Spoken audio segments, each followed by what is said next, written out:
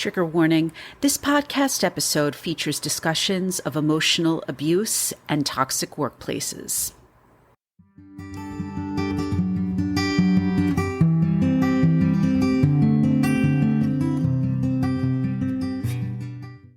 Hello, everyone, and welcome back to Emotional Abuse is Real.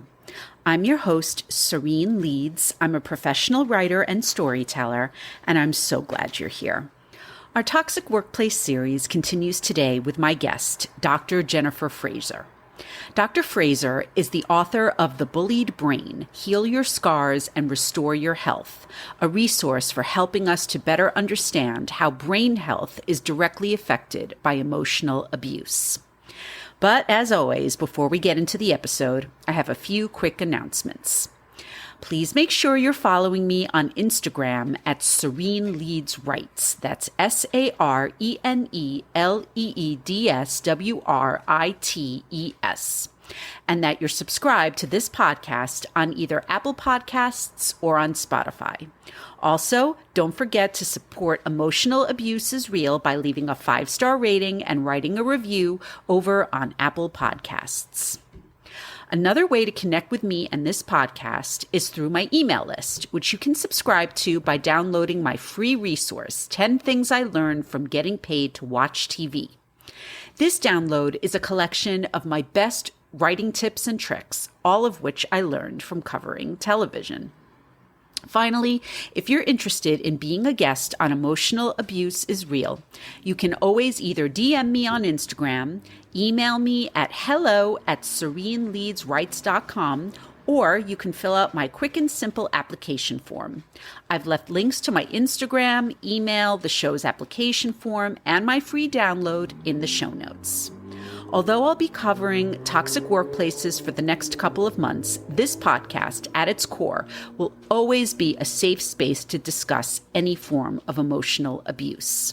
On today's episode, Dr. Jennifer Fraser and I discuss how her experience in a toxic workplace inspired her brain science research, which resulted in her book, The Bullied Brain. She now helps organizations promote healthy work environments and passes along her expertise throughout our interview.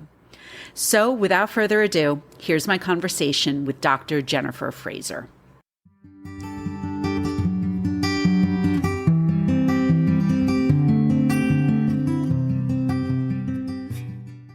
Hi, everybody. I'm Jennifer Fraser. I have a PhD in comparative literature, and that has trained me to take different discourses. I put them into the arena, and I see how the conversation changes when we aren't always in our silos. So my fourth book came out in 2022. It's called The Bullied Brain, Heal Your Scars and Restore Your Health. And it's about all forms of bullying and how they impact us in our lives. And I work as a consultant, and I've been an educator, award-winning educator for 20 years. Excellent. Well, welcome. I'm really looking forward to our conversation today. So you and I connected because you are an expert on the connection between brain science and emotional abuse. What drove you into this field in the first place? I was working a little over 10 years ago. I was working at an international private school, and I heard directly from a parent contacted me sort of frantically to say that her son was reporting being bullied. And it was a lot of swearing and berating and homophobic slurs and, the usual emotional abuse aspects that we find everywhere. And it wasn't students bullying students, it was teachers. And that's when it became a very complicated workplace abuse scenario. So I got to watch from the inside what actually happens when you report abuse and how quickly the script flips on you. You become the problem. You become punished and penalized for the crime of telling the truth. You're the messenger, so they shoot you. It's fascinating to me. So because I'm a researcher and my training is to ask myself, why does this happen? And why do we keep doing this? I mean, our society would be a lot healthier and happier and people wouldn't suffer so much if we were much more a speak up culture, and we really unpacked power dynamics, and we had better protections for people when they need to report wrongdoing, all these sorts of things. So then I started looking at what we know in the psychology. I looked at the psychiatry, and then I stumbled on the neuroscience. And when I started to read about what's going on in the brain, I just had this powerful educator, eureka moment where I was like, if everybody knew how our brains are working, we could be so much more adept at caring for one another at home, at work, in all of our pursuits. But instead, we act like we don't have brains. We ignore them. We act like they don't exist because we can't see them. It's actually kind of comical. Yeah. So, that was the start. And then because I do research, I just started to pull the whole thing apart, and it just got bigger and bigger and bigger. Mm-hmm.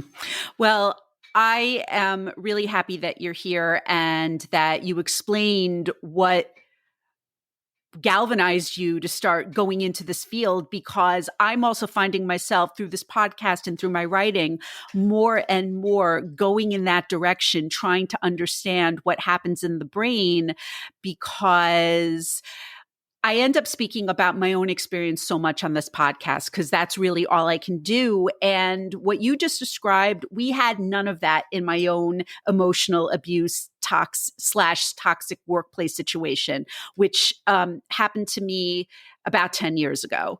And because it's true, nobody wanted to speak up. I was dissuaded from speaking up. And whenever I did, I was the one, it was the whole squeaky wheel gets replaced, even though they didn't replace me. But I ended up having to leave. So I am fascinated by the subject, and I'm looking forward to hearing more and more of what you have discovered in your own research. So, you mentioned your book, The Bullied Brain, Heal Your Scars and Restore Your Health. So, other than to tell listeners, by all means, please read this book. What have you learned through your research about how emotional abuse causes physical damage to the brain? So there was an article that came out in 2010 in the Boston Globe, which is actually kind of, a full circle piece for me, because I was asked to speak in Massachusetts to the Senate about my research. Because they have two different laws that they might pass. One is a psychological abuse law that would hold the perpetrator accountable. The other, which is what I spoke to, is a psychological abuse or emotional abuse, verbal abuse, toxic workplace, however we want to frame it, a workplace that lacks psychological safety. This law would hold the perpetrator accountable and all participants, and the institution that did not protect the worker accountable. So I wrote into the Boston Globe because I was really a little bit distressed about, they wrote a fabulous article that the reporter, investigative journalist, it was excellent. It's just that it ended with the lawyer for the other side saying, you can't possibly legislate psychological abuse. It's a mindset, and it's about integrity. And it made me crazy because I found out in my research and what I've written my book about, it is not a mindset. It is not about integrity. Those are outdated, old-fashioned words that have been replaced by brain science over the course of the last 20 years. And we're talking extensive, peer-reviewed, replicated science for 20 years that shows us, in fact, just like if I was a coworker of yours and I broke your leg, we would have you immediately in the workplace go to a professional, a medical doctor. That person would x-ray your leg. They would see the break. They would then make an informed decision about your treatment plan, which would probably require maybe surgery, maybe pins, definitely a cast, and time for you to recover. And that would be the responsibility of your workplace, that you were not safe, that this happened. Now, let's imagine that they knew this coworker had broken legs before. They had had multiple reports, and they hadn't done anything about it. They would be absolutely on the hook for they did not keep you safe at work. Same thing if they didn't insist that you had a helmet on in a construction work site and steel-toed boots. It's as simple as that. So I wrote into the Boston Globe, and I said all this. I said, this whole piece, and they published it. So it was really nice for me. I had that kind of full circle feeling. So that's great. In short, what I found in the science, and I read everything. And just to assure readers, if they're like, how this lady with a comparative literature degree, what is she doing talking about neuroscience? That's a very good skeptical reaction to have. And I just want to Yeah. assure your listeners, I had that same concern, and so did my agent, and so did the publisher. And I'm a researcher. I don't publish without being positive sure my stuff is good. So it went to Dr. Michael Merzenich, who's one of the world's leading neuroscientists alive today, most highly awarded. He read the book and every single word in it, and he said that the bullied brain is the most completely scientifically thorough treatment of the subject on planet Earth. And I can speak to why that is, but just in a nutshell quickly now, what is it that I found? I found that it doesn't matter to the brain whether or not the body is touched. The body does not need to be touched for the brain to suffer extremely serious, significant neurological scarring. It can be seen on brain scans. It's visible. The evidence is there, and this is why we should be using brain scans in the same way we use x-rays. When we need to know if someone's been harmed, we need to look at their brain, and we need to create a treatment plan, because brain architecture gets hurt by all forms of abuse. The more a brain feels unsafe, the more it is surrounded by toxicity that's raising up its stress levels, the more the brain and the body are suffering brutally.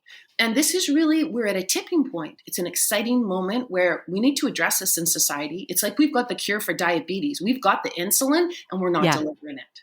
Yeah. Yeah, no, definitely. And that's why I'm so glad that you're here sharing this information, because I sure would have liked to have had it. Well, 10 years ago, I mean, I sure would have liked to have had it then. Absolutely. So from there, tell me about the work that you do as a consultant to help workplaces, maybe not eliminate, but address their toxic cultures. Well, it's funny. I'm just working on a presentation right now for a large group of HR professionals. And really, I mean, you've been through a workplace bullying situation, so you know what goes wrong. And it's anything that has to do with bullying and abuse in the workplace or in schools, in sport programs, wherever it is, they're all the same. Yes. And they're all textbook. And they hinge on power imbalance. And they also hinge on our fear, our cultural taboos around addressing this issue. I liken it, like if I'm working in an educational setting, I liken it, and I'm talking to teachers and school leaders and social workers and high school counselors. I talk to them about the fact that our same discomfort revolves around when we have to teach sex education. So what do? It's so uncomfortable. We bring in a professional who knows sex education inside out. They go off and do a special class with their students, and they learn. And they learn about really important, bigger things now than from me back in the day when I was a kid. They learn about consent. They learn about the spectrum of sexuality. They learn all kinds of important things. And the more knowledge our young people have, this is proven in research, the more knowledge they have, the safer they are. Yeah. Now, my guess is a whole bunch of listeners on your podcast have not ever had the talk at work where everyone sat down and HR came in and said, look, the reality is we serve the institution. The institution pays us. Your bosses are in charge of us and what we do. That doesn't mean we aren't going to try our hardest to ensure safety and fairness and everyone's due process. But the reality is that's who we serve. And you have to understand in the workplace, I watch this with my colleagues. In the workplace, people are not going to put their head on the chopping block when their livelihood depends on keeping quiet. Yeah. If you have to keep quiet in order to pay for your kid to go to school and food on the table and your rent and your house mortgage, you're not going to shoot yourself in the foot at work. You're going to choose to believe that what you're hearing from the position of power and credibility and prestige, namely the leaders and the leaders in HR, you are going to believe that they are telling the truth and that being dissuaded to speak up is probably a really big warning. And, you didn't adhere to that warning, and neither did I. I resigned in protest because I was privileged to be able to do that. I had a backup plan. I was instantly hired at another place. But, it's not easy to risk those things. And my heart goes out to the people that don't. I get it. Yeah. Yeah. I've talked about this a lot on the podcast where when I was in the thick of it, and also just to mention HR real quick, I had to learn the hard way that, yeah, they serve the company. They're not there to help you. Yeah, absolutely. Because my situation was my boss was the king of the gray area. So he didn't sexually assault me, but everything that he did, this is pre Me Too. So everything he did, I thought was emotionally abusive and sexually harassing. But everyone around me was like, it's not that bad. You can deal with it.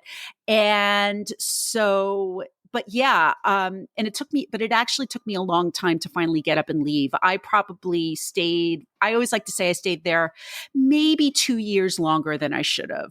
But yeah, I have no regrets, and I'm really glad that I was able to leave.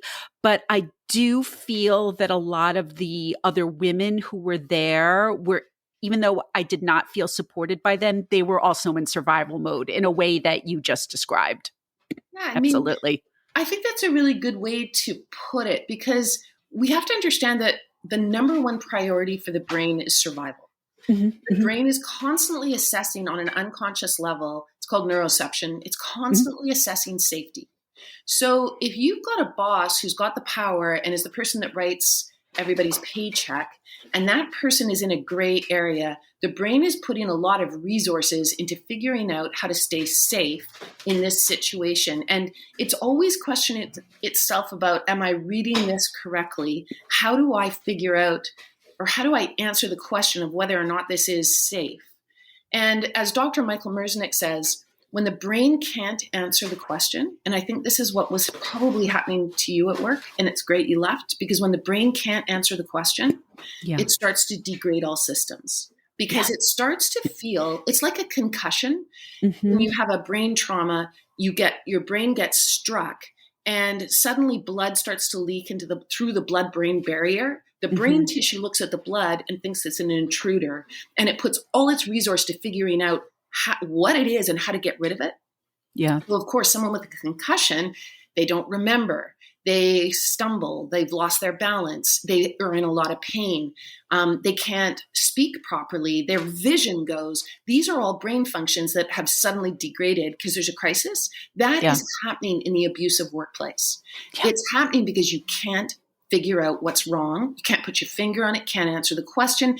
And when the culture around you is normalizing the abusive situation, Yeah.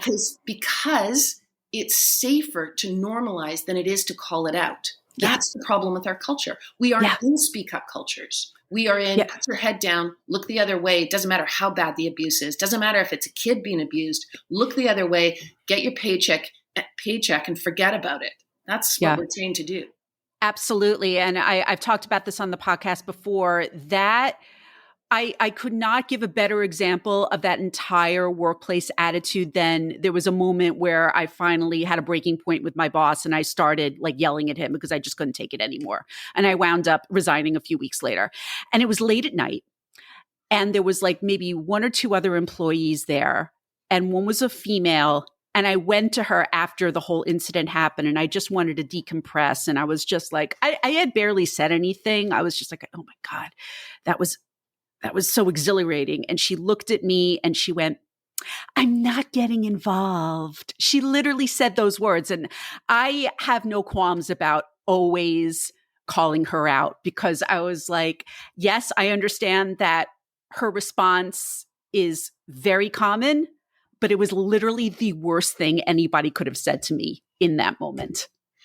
Yeah. Really, if we think from a brain point of view, what she was saying to you is, I'm watching you. You've gone into fight mode to protect yourself, which is Yeah. a natural, that's the sympathetic nervous system. It's automatic. You didn't make a choice to start yelling. Your yelling was like a growling dog or a cat that's hissing. It was a very animal creature response. Human beings are creatures. We are mammals. And Yeah. you hit a line where your brain and body said, this guy's going to attack. I need to warn him that I'm not attackable, and I'm going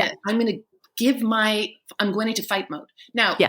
what you That's what saw happened. with the woman was she went into freeze. She went paralysis, and that's a natural response. Or you could argue she went into flight, escapism. I'm not going to get involved. I'm going to run away. And if that means abandoning you to your fate, I got to do it because my brain is freaking out with what's happened here. I'm afraid of him. He has the power. He has the control over my money. And that's huge. That is huge. This is why HR, if we were going to be in healthy workplaces, if we were going to have healthy schools and sport programs for our children and churches, there would be an independent body, a completely independent body that has nothing to do with the workplace or the sports organization or the school. Nothing. They are utterly to accept abuse reports, which then would protect the victim way more because really it's about patterns. Your boss didn't just abuse you. He has abused many, many, many people. So in the institute, that's the abuse collecting institute, they'd have a really good file on him already. And they'd be like, oh my God, we put him through that workshop. He had 6 months off. We tried to do rehab. He's at it again. That's how simple it is. But of course, we just lurch along doing things the same way we've always done them. We let people get their brains damaged at work. And that's my mission, is to change that. So how can we do that? Well, first, let's look at 3 ways in which the brain gets damaged. Just very simple. This is, and I try and use this analogy because it helps people understand. I am not an oncologist, but I can understand from a cigarette package when I make the choice to buy it, I have to see the blackened lungs. That my government forces me to look at that, doesn't let anyone under 18 buy them. I know that smoking is correlated with cancer, and I have to know that reality. We need to get to the same place. We don't have to be brain scientists to understand that when someone is in a toxic workplace like you were, their brain is getting hurt. Let's look at 3 ways in which your brain gets damaged at work, because people stumble away from workplace abuse. Their lives fall apart and they don't understand why. They're like, I lost my health. I lost my relationships. I lost everything. I couldn't go back to work. I had to go on long-term disability. I have an anxiety problem. It's like, no, you don't. What you have is a traumatized brain. And guess what? Brains are innately wired to repair and recover. People don't know that either.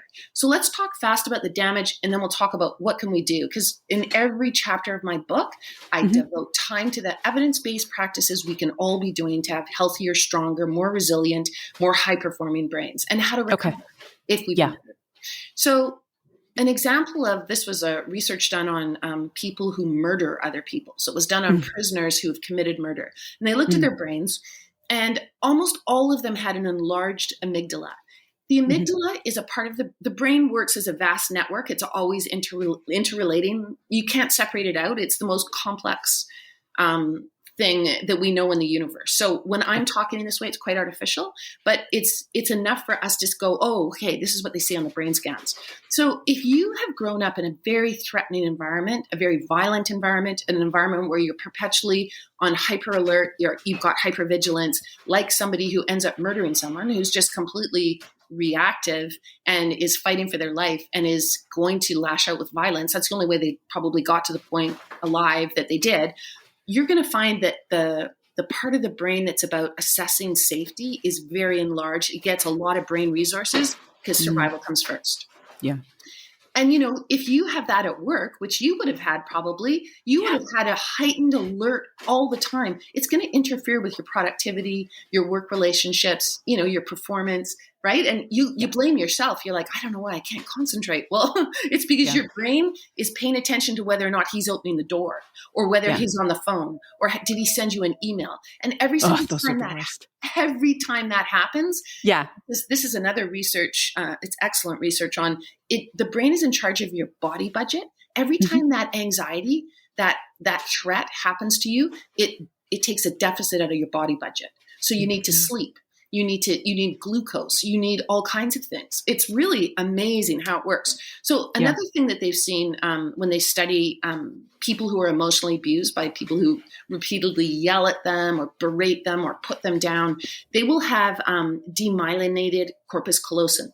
The corpus callosum is the part of the brain that connects the left and right hemisphere. So it's a key, like kind of a cable that allows you to really communicate quickly and brilliantly between your two hemispheres. Well, you can, if it's demyelinated, that means the electrical connection and communication is slower, more sluggish. It's not as effective. And that really makes a difference in your brain. And then finally, one more thing we can talk about is the hippocampus is the part of the brain that's very involved in memory. It's where you put long-term, short-term storage. It's where you tag memories with emotions. It's your learning center in the brain. And it is full of cortisol receptors. Cortisol is a stress hormone. Of course, it's a fabulous, healthy thing. If it jumps up like it did for you, you would have had an influx of cortisol and adrenaline when you started yelling back at your boss, like drawing a line, right? Yeah. That's when cortisol rises up. But every single day you were in that workplace, your cortisol levels would have been very high. And that is really destructive to your hippocampus. It shrivels it. So the learning center, the memory center, the concentration center in your brain is getting shrunken and shriveled and ruined by all this pumping cortisol. And so, it's really significant, the kind of harm that happens to the brain from this type of psychological, verbal, emotional abuse. Yeah. So what can we do to get better? One of the things, I devote whole chapters to different things, but what I love about the brain science is, first of all, it confirms what we naturally know. Like, it's very common sense, and it's also confirms things we've known for thousands of years. So aerobic exercise is one of your best friends when it comes to brain health. And especially if you get off the treadmill and you go out in nature, your brain was designed to be in nature. Every time you go out the door, the reason you feel so much better is because your brain is like, thank goodness I'm in my right environment. And it's good for your brain to constantly be adapting to changing circumstances. Like uneven forest walk is way better for your brain than the same repetition of cement or a treadmill. Okay. It's always reading the environment, and it keeps it very fit by doing that. So aerobic exercise really reduces cortisol. That's why it's so good for you. And it also pumps up what's called BDNF. BDNF stands for brain-derived neurotropic factor. And what it is, essentially, you don't have to know that. What you do is sorry, I'm so nerdy. It's a fertilizer for the brain. So it's really good for neuroplasticity. That's our brain's ability to constantly adapt and change. And it's really good for neurogenesis, which is the birth of new brain cells. So you can't do better than anything you love. It shouldn't be punishing. It should be like joyful. I'm in my body and I love it. And start small, start slow, give yourself time. It's going to take 6 months before you're maybe less awkward or feeling better about movement, but just build, starting with 2 minutes and then up to half an hour and then an hour. Yeah. I mean, it's the best thing for you. So aerobic exercise is fabulous. Mindfulness, Eastern philosophy and religion has taught us for 2,000 years that mindfulness is good. And now the brain scientists are like, yeah, they're right. They're really good for your brain. So what I love about it, though, is, I think about psychology and psychiatry, the really great health benefits we get from unpacking the harm that's being done to us. And it's, we look at things that happened in the past, we unravel them with someone that cares and is knowledgeable and an expert, and they can help us work through that. That's very focused on the past. Mindfulness is focused, let's be in the present. Let's be absolutely in this moment and still and focused and compassionate and curious about our own brain and mind and body and how they connect. But neuroscience is about the future. And what's exciting about it is you and me in this moment, and every single person listening, we can decide, all of us together right now, what are we going to be in the future? And we can set our mind on it. So let's say for me, my future self is not going to get up and have an espresso and chocolate cake for breakfast. And I'm going to try anyways. In 6 weeks, if I actually rewire my brain, which my brain is designed to do, and I get up in the morning and I have fruit and granola and some herbal tea, cut to 6 weeks later, my brain is literally programmed, changed, wired for this new self. So all of us have habits and behaviors and anxieties and depressions and losing our tempers and all these different things that we do. And what's exciting about neuroscience is we can say to ourselves, okay, don't really like that about myself. I know it's hard work and it's going to take time, but every single time I want to get mad, I'm going to do my deep breathing and I'm going to try and change that neural network. Then it becomes a default. It becomes the neural network that you go to. So the next thing you know, 6 weeks to 6 months, you don't feel that way. You don't feel reactive. You find that when someone pushes your buttons, you can open your heart up and your mind and sort of try and absorb what's going on and be there for yourself and for them, or draw your your boundary, whatever it is that you do that you want to do that's not reactive. And that's doable for all of us. Right up until the last minute we're on the planet, we can change our brains. I love the idea of training your brain. It's just a fascinating topic for me. So I wanted to ask you, because I am an example of it, do you find that toxic workplaces are really driving more people into entrepreneurship or self-employment? Oh, that's a great question. That's what happened to me. There was no way. And me. Yeah. There was no way I was going back. Once I saw that the system was so incredibly broken, there's no way. Like I just could never go back. And being an entrepreneur is really hard. It's very hard work. It's very stressful work. You're always hustling to make sure you get your next contract. You don't have the work colleagues that you love around you all the time. You have to seek new networks and groups. Entrepreneurship is a tough, but very, very rewarding kind of practice. And, it sounds like for you and similarly for me, I'm a whistleblower, and being a whistleblower is really painful too. It's a lot about self-sacrifice, and I've reflected a lot on what is it to be a whistleblower. I'm on the board of the Whistleblowing Canada Research Society. Like I'm very interested in speak up culture and how much it could help all of us be healthier and happier and more high performing. And what I found is there is a self-sacrifice, and I think this is true for entrepreneurship too. There is self-sacrifice involved. And to sort of smooth over that wouldn't be accurate, but there's also self-determination. Yeah. And I think self-determination is a powerful thing, making a decision about who you want to be and how you want to show up in this world when we all just have these limited years and it's a bit of a gift. You don't have a lot of time to waste on trying to fit yourself into something that you don't believe in and to be wrong. That's incredibly unhealthy. Yeah. That's why I started this podcast, because even now, even though I understand that in many cases the other women, I've talked about it before, it was actually Rolling Stone magazine that I had my emotional abuse. It was a toxic workplace. I was emotionally abused by my boss. And even now, I don't have that community because I decided to speak up. And what was really interesting to me was how it happened a couple of months ago. You may have heard in the news that Jan Wenner, the co-founder of the magazine, got in a lot of trouble because he basically said what we all knew his attitude was, which is that women were not intelligent enough to be considered like some of the best rock stars in history. And it was just like, well, it doesn't surprise me that he said that.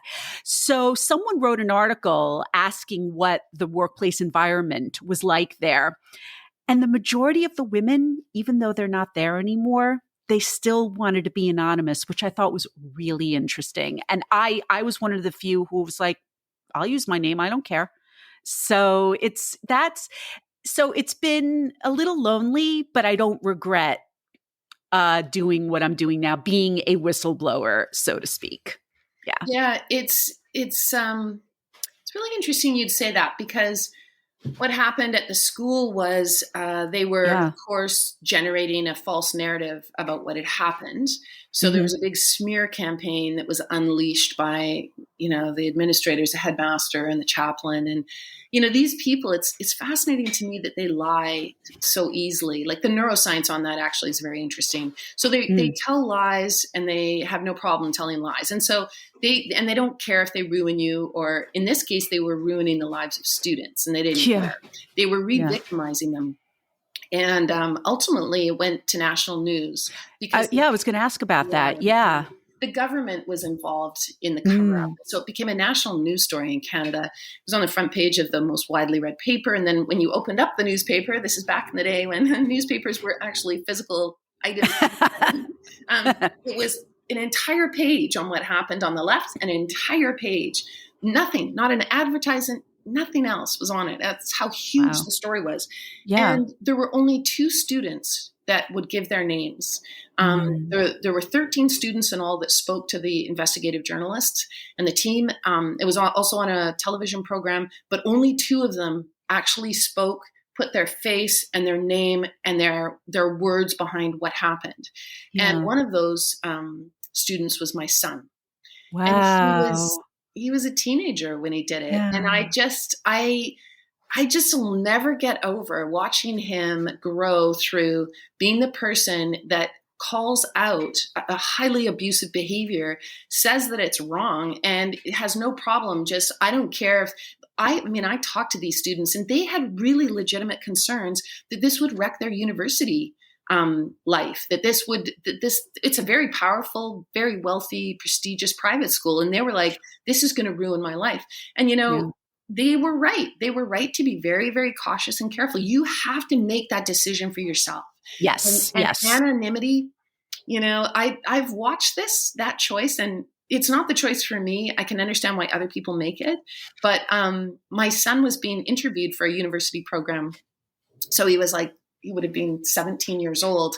Mm-hmm. And he was right in the midst of being re-victimized and the lies and it was just an unbelievable situation. He was in grade 12 at school. Unbelievable. Mm-hmm. And she said to him, well, what is it that you've learned about yourself in grade 12? And I was like, oh no, don't tell her about what's going on at the school. You'll never get into this program if you do. And I just kind of had that mother panic attack. Sure. And he looked I know it well. Oh yeah. He looked us right in the eye and he said, you know what I've learned? I've learned that I have courage and a lot of people don't. Mm-hmm. I was like, wow. Oh my goodness. And he works in the film industry now. And, mm-hmm. If somebody so much as like crosses a line, he has no problem saying, you know what, don't talk to me like that. Unacceptable. Don't like it. He's powerful and he's courageous and he's very clear on who he is and what's acceptable and what's not. And I admire him. Like, I would like to have been like that as a teenager. And me too.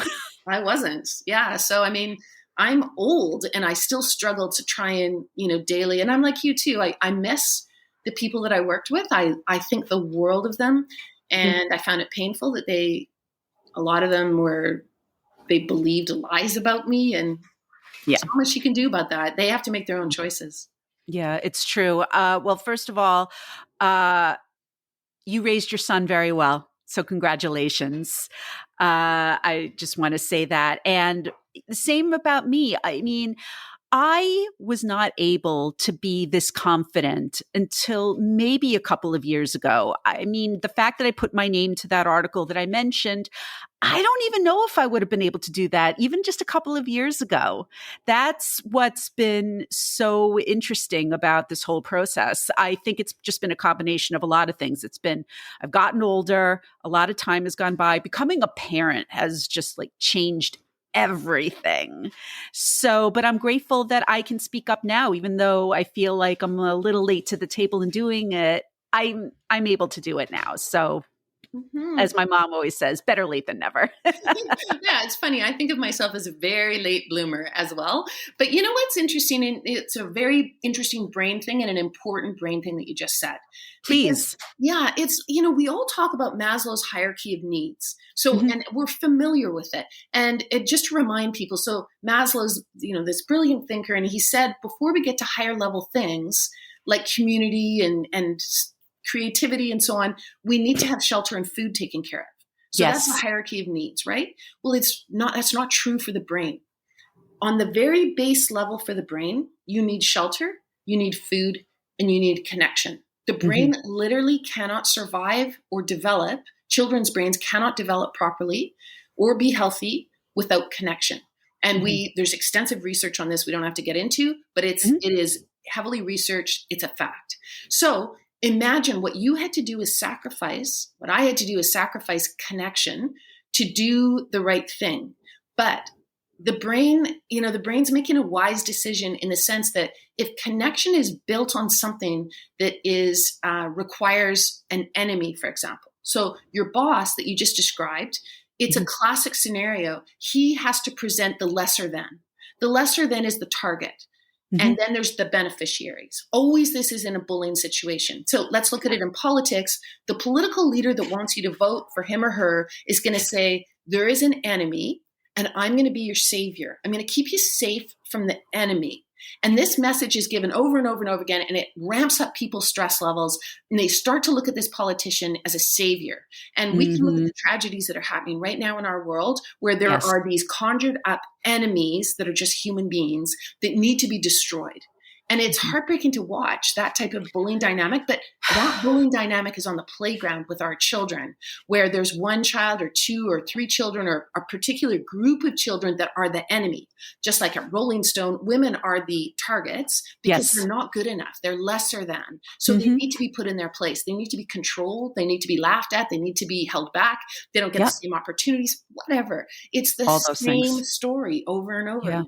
So we can never forget that our brains need connection, and it's very hard to sacrifice connection. And the second you do, you have to find other connection.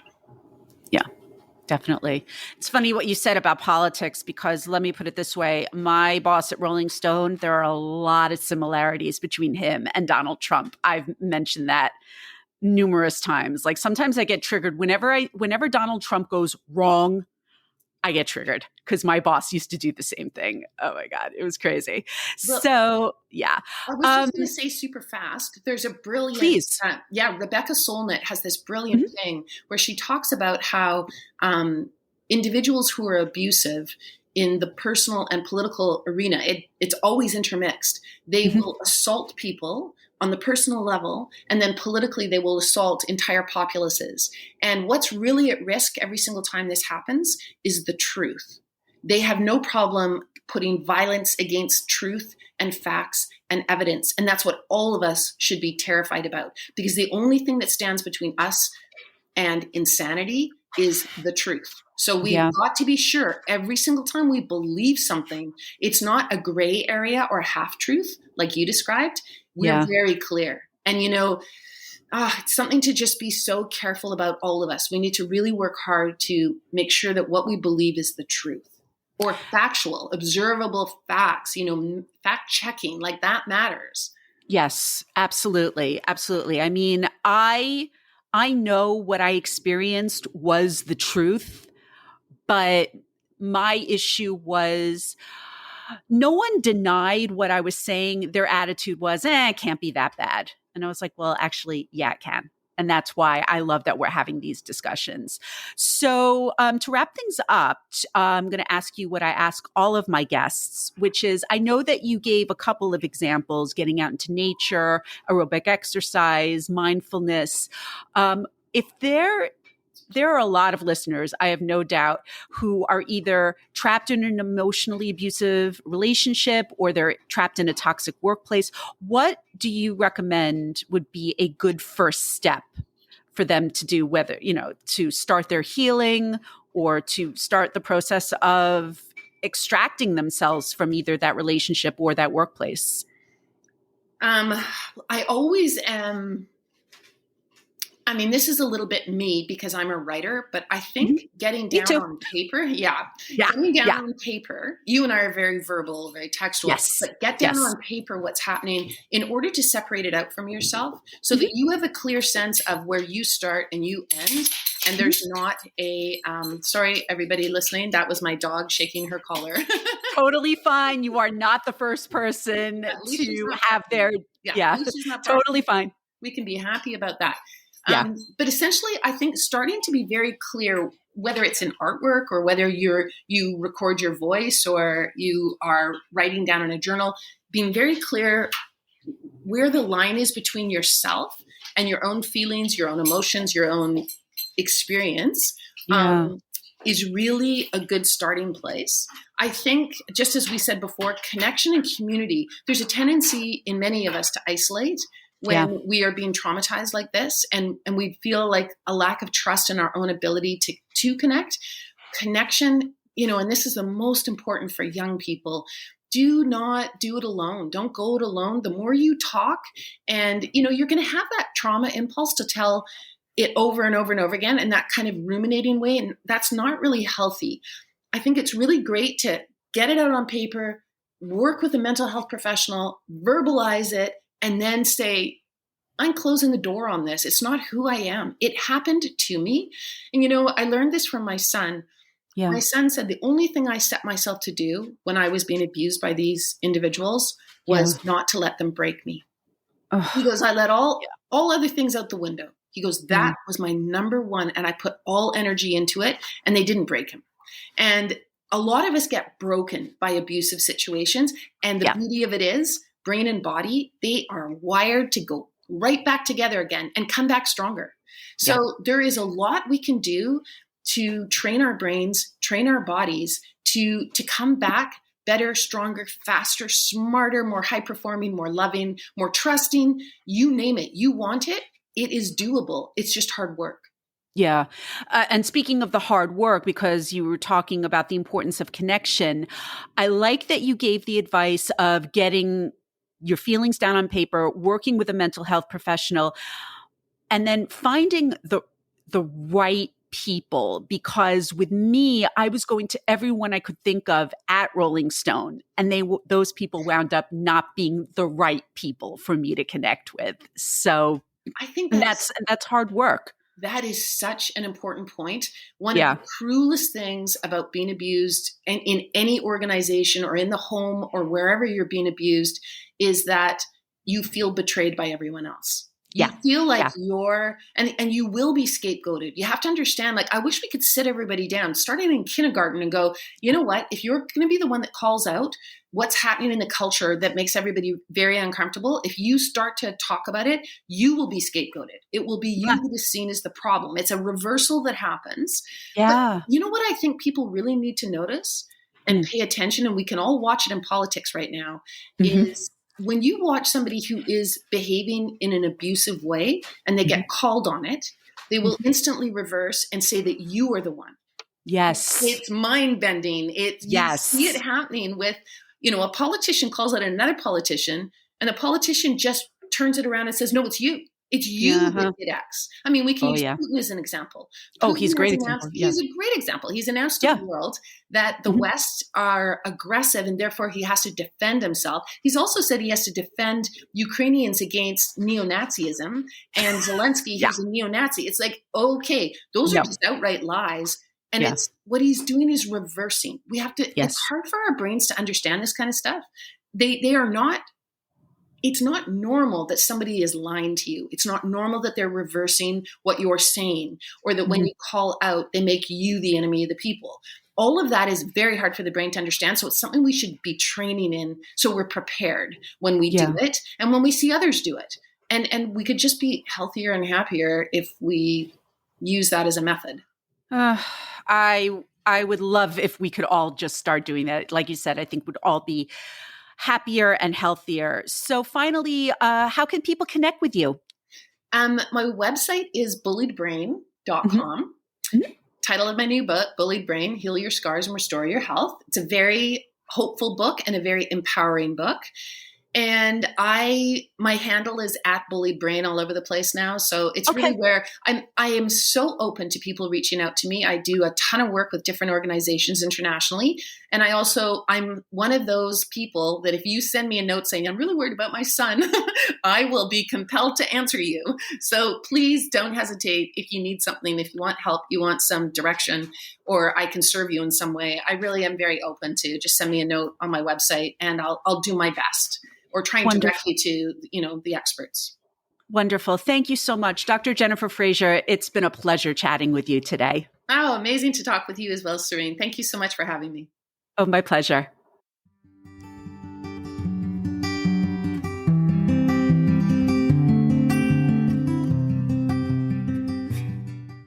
Thank you for listening to my conversation with Dr. Jennifer Fraser on Emotional Abuse is Real. If you would like to connect with Dr. Fraser, I've left links to her website and social media in the show notes. If you would like to be a guest on the podcast, please don't hesitate to reach out via email at hello@sereneleadsrights.com, through Instagram @sereneleadsrights, or fill out my guest application form. Please note that this podcast should not be used as a substitute for professional mental health services. If you are a victim of emotional abuse and need help, please call or text the Suicide and Crisis Hotline at 988.